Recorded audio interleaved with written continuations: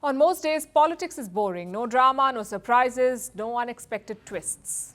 But Thursday was not most days. We saw peak drama at the European Union summit in Brussels. We're talking soap opera stuff. The EU heads of state were holding talks, and they had a lot of things on the agenda. But two issues stood out. One was membership for Ukraine. Should the EU begin accession talks with Kiev or not? And issue number two, long-term aid, again for Ukraine. Now, the European Union has 27 members. 26 of them agreed on the first issue. They wanted to begin membership talks with Ukraine. 26 agreed, one of them did not. Hungary's Prime Minister Viktor Orban. He's been leading the country since 2010. He's also Russia's closest partner in Europe. So Orban said the time is not right. His opposition could have threatened the whole thing because in the EU, every member has a veto. Anyone can shoot down any proposal. All it takes is one veto. So what did they do? They innovated. You see, Orban had a clear dilemma. He did not want to vote yes to accession talks. At the same time, a veto was a bad look. 26 versus 1. It would have made him look bad. He would have been left isolated. So reports say German Chancellor Olaf Scholz proposed a solution. He pulled Orban aside and he told him, why don't you step outside during the vote? Grab a coffee. That way you won't have to support or veto. And that's exactly what the Hungarian leader did. He decided not to use his veto. Instead, he just left the meeting room, a bit like abstaining from voting. I didn't want Hungary to have to take such a bad decision on its conscience, and I said I didn't want to participate. Hungary doesn't want to be involved in this bad decision, so you do it on your own. And so I left the room. In his absence, the 26 members voted. They agreed to begin accession talks with Ukraine. It was certainly a surprise because most leaders had expected Orban to veto.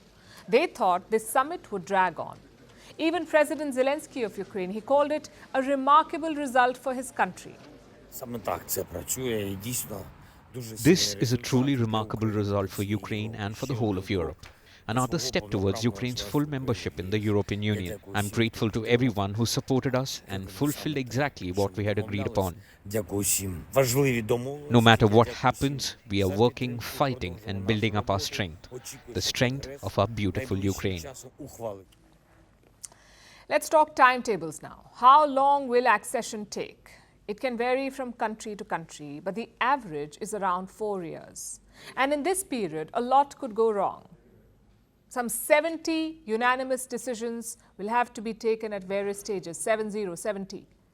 And Hungary can block any of them. In fact, Viktor Orban has threatened to do just that. He says he can halt the accession later on. So it's not a done deal yet, which brings us to the issue number 2. That of aid.